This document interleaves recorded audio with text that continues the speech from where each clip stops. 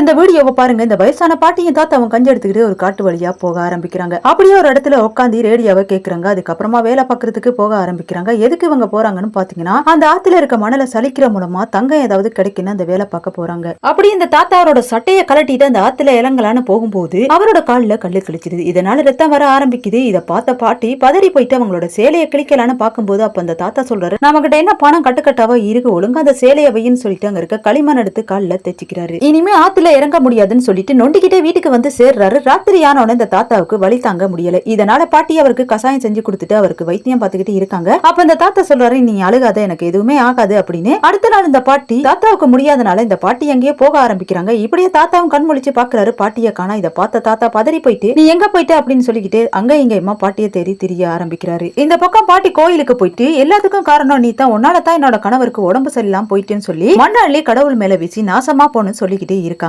இப்படி அந்த பக்கம் தாத்தா ரொம்ப நேரமா காத்து இருக்காரு. இந்த இடத்துல பாட்டி மீன் எடுத்துக்கிட்டு வராங்க. அப்ப பாட்டிய பார்த்ததுமே சொல்றாரு, நீ எங்க போயிட்ட, ஒன்னா காணான்னு சொல்லி நான் பதறி போயிட்டேன்னு சொல்லிட்டு பாட்டியை அழைச்சிக்கிட்டு வீட்டுக்கு வராரு. அப்புறமா பாட்டி வெயில அலைஞ்சனால அவங்களுக்கு உடம்பு சரியில்லாம போயிருது. இதனால தாத்தா அவங்களுக்கு கசாயம் செஞ்சு கொடுத்து அவங்களை பத்திரமா பாத்துக்கிற ஆரம்பிக்கிறாரு. இப்படியே அடுத்த நாள் ஆகுது. இவர் வேலைக்கு போகலான்னு போகும்போது பாட்டி சொல்றாங்க, எங்கேயுமே போயிடாதீங்க, என் கூடவே இருங்கன்னு. அப்ப தாத்தா சொல்றாரு, வேலைக்கு போனா தான் நம்ம கஞ்சி குடிக்கலாம்னு சொல்லிட்டு இதனால தாத்தா வேலையை பார்க்க அந்த காட்டு வழியா போக ஆரம்பிக்கிறாரு. அப்படியே அந்த ஆத்தோரத்துக்கு வந்து சென்றாரு. அவருடைய சட்டையெல்லாம் கலட்டி வச்சுட்டு அந்த கல்ல மணல சலிச்சுக்கிட்டு இருக்கும்போது அதுல ஒரு சின்ன துண்டு தங்க பீசு கிடைக்குது. அதை பார்த்ததுமே ரொம்பவே சந்தோஷப்படுறாரு. அதாவது இவரோட மனைவிக்கு தங்கத்துல தாலி போட்டது இல்ல, அதனால அந்த தங்கத்தை பார்த்ததுமே ரொம்பவே சந்தோஷப்பட்டுக்கிட்டு, உனக்கு தங்கம் கிடைச்சிருச்சு அப்படின்னு சொல்லிக்கிட்டு தங்கத்தை எடுத்துக்கிட்டு வீட்டுக்கு வராரு. வீட்டை சுத்தி 2-3 பேர் நிக்கிறாங்க. என்னன்னு சொல்லிட்டு உள்ள போயிட்டு பார்த்தா பாட்டி இறந்து போயிட்டே இருக்காங்க. இதை பார்த்ததுமே தாத்தா கதறி கதறி அழ ஆரம்பிக்கிறாரு.